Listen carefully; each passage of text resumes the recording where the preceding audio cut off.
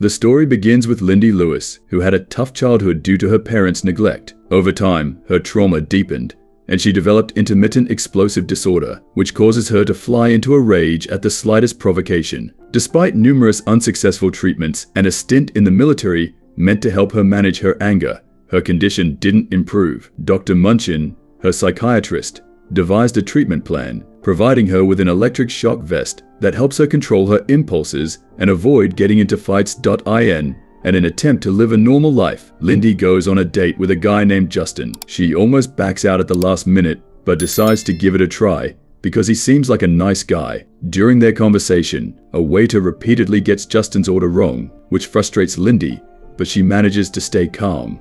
However, when she overhears the waitress mocking Justin in the restroom, she tries to use her device to control herself, but it fails. Unable to restrain her anger, Lindy confronts and assaults the waitress before fleeing the restaurant without telling Justin. The next morning, Lindy takes the malfunctioning device to Dr. Munchin and asks him to fix it.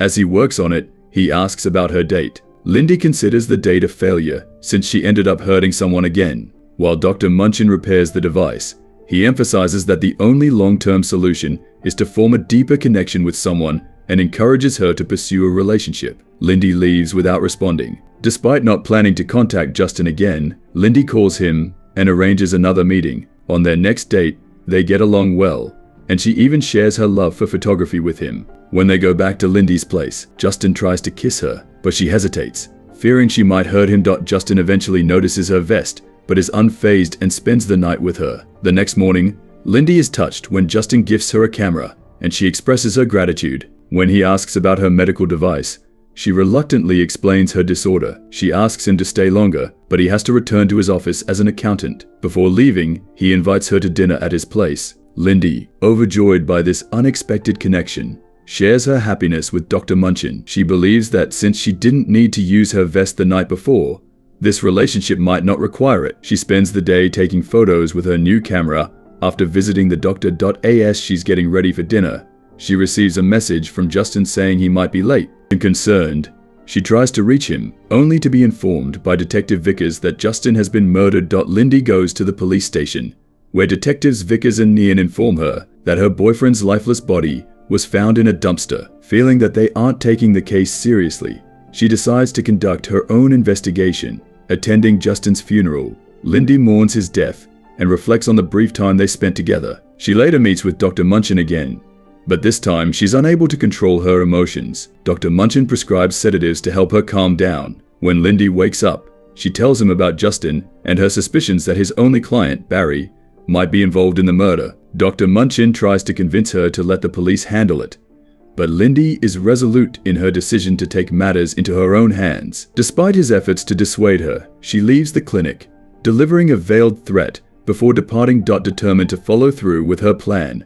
Lindy contacts Detective Vickers and asks him to meet her at her apartment. As Vickers leaves, she sneaks into the police station, retrieving Justin's belongings from the evidence room. She finds his address in his wallet and heads to his apartment in search of clues. While she's searching, Vickers calls, expressing his frustration with her actions. He informs her that his partner, Nian, wants to arrest her but offers her a second chance, warning that Nian is on her way. Lindy quickly exits the apartment but encounters Nian at the door. Nian charges her with murder and attempts to take her to the station. With Vickers still on the phone, Lindy hands it to Nian before overpowering her and fleeing the scene. She steals Justin's McLaren and speeds away from the parking lot. Lindy successfully escapes after Nian and Vickers are involved in a car accident. The next morning, Lindy visits a cell phone store and convinces the manager to connect her with a hacker. The manager introduces her to a hacker named Andy, who helps her break into Justin's phone. Andy, curious about Justin's erased data, wonders if he was a drug dealer, but Lindy insists he was just an accountant. They discover that the last 6 calls Justin received were from an arms dealer named Barry Crisari, whom Lindy believes was Justin's sole client, although Justin had never disclosed his true occupation. Thanking Andy, Lindy leaves her with the car key, determined to pursue Barry and uncover the truth. When Lindy arrives at Barry's place, she discovers that he runs an underground fight club. She confronts him about Justin's murder, but Barry refuses to share any information. He challenges Lindy to fight his 3 best men in exchange for the details she seeks, and she agrees. After defeating all 3 opponents, Barry reveals some information and takes her with him. However, during the car ride, Barry's men attempt to assassinate her. Lindy fights back and manages to overpower them, eventually forcing Barry to divulge the truth. Barry reveals that Justin was murdered by his boss, Gareth Fizzle. He also warns her that finding Fizzle will be extremely difficult, as he is a powerful man, and even the government is hesitant to go after him. Meanwhile, Detective Nian visits Vickers in the hospital, warning him about Lindy's history of violence and assault due to her anger issues. After Nian leaves, Lindy appears and thanks Vickers for his earlier warning. She also informs him that she has found Justin's killer and asks him to arrest Fizzle. However, Vickers explains that they cannot act without solid evidence. When Vickers questions why Lindy is so determined to find Justin's killer, despite having only known him briefly, she explains that Justin was the only genuinely kind person she had met in a long time. Moved by her words, Vickers gives her Fizzle's address, but advises her not to go alone. As Lindy and Vickers discuss the situation, Nian arrives and tries to arrest Lindy, but she escapes once again. Lindy heads to Fizzle's office building, where Delroy, a security officer, offers to escort her to Fizzle's office. However, in the elevator, Delroy knocks her out and questions her intentions. Lindy assures him that she's only seeking Justin's killer and has no personal ties to Justin's family. Despite this, Delroy decides to spare her life but takes her vest and forcibly removes her from the building. Lindy, missing her vest, urges the driver to stop the car. When he refuses, she strikes him, causing an accident.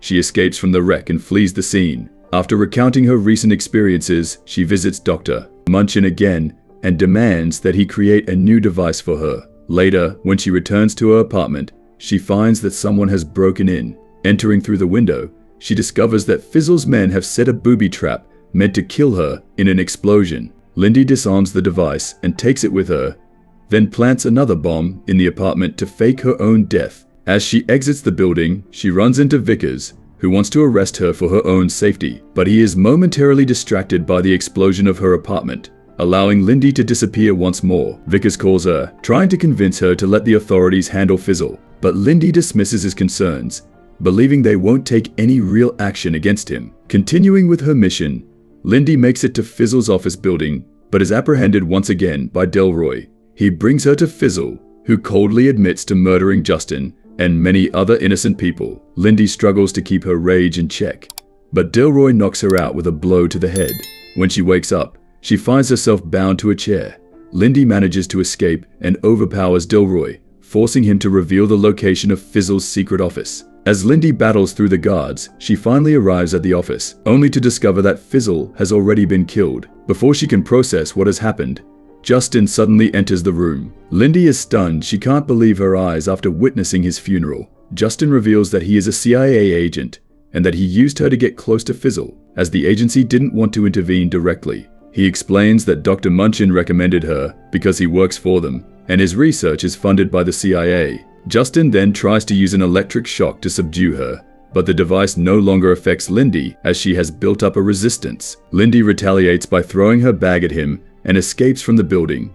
Unbeknownst to Justin, a bomb goes off, killing him. Lindy then confronts Dr. Munchin, accusing him of manipulating her for his own gain. He apologizes, claiming he was unaware of Justin's true intentions. Vickers and Nian arrive to find Lindy pinning Dr. Munchin against the wall. Initially, they fear she is trying to kill him and shoot her in the leg, but they soon realize she was actually handcuffing him to turn him over for arrest. After taking her to the hospital, Vickers expresses his admiration for Lindy's determination, and they both help her cover her tracks. They return her device, which had been confiscated in the ambulance. Vickers then asks Lindy out, and she agrees to think about it. After recovering from her injuries and being discharged from the hospital, Lindy returns to her old apartment to gather her belongings. In the final scene, she is visited by a mysterious woman who eventually reveals herself to be Justin's superior. The woman tells Lindy that she has been under surveillance for years and that they want to harness her rage to take down dangerous individuals.